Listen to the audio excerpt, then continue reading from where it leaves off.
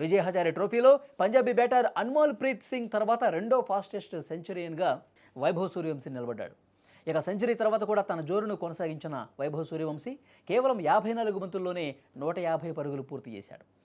ఆ తర్వాత లిస్ట్ ఏ క్రికెట్లో 64 బంతుల్లోనే 150 పరుగులు చేసి సౌత్ ఆఫ్రికా దిగ్గజం ఏబీ డివిలియర్స్ పేరిట ఉన్న ప్రపంచ రికార్డును ఈ ఎడమ చేతి వాటం బ్యాటర్ బదులు కొట్టాడు.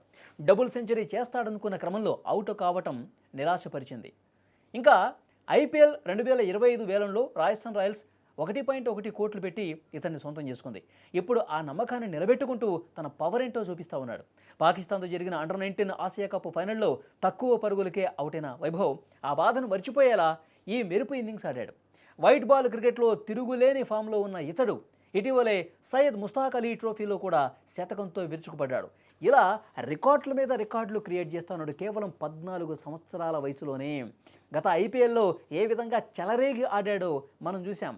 సో ఇప్పుడు ఉన్నటువంటి ఈ లోకల్ టోర్నీల్లో కూడా చాలా అద్భుతమైనటువంటి పర్ఫార్మెన్స్ అందిస్తూ అందరినీ కూడా ఆశ్చర్యపరుస్తున్నాడు. పాకిస్తాన్ అండర్-19తో జరిగినటువంటి ఫైనల్ మ్యాచ్లో నిరాశపరిచిన, కొద్దిగా విమర్శలు ఎదుర్కొన్నా సరే దాన్ని మరిచిపోయే విధంగా రికార్డుల మీద రికార్డులు సెంచరీలు కొడుతూ అందరి దృష్టిని ఆకర్షిస్తున్నాడు.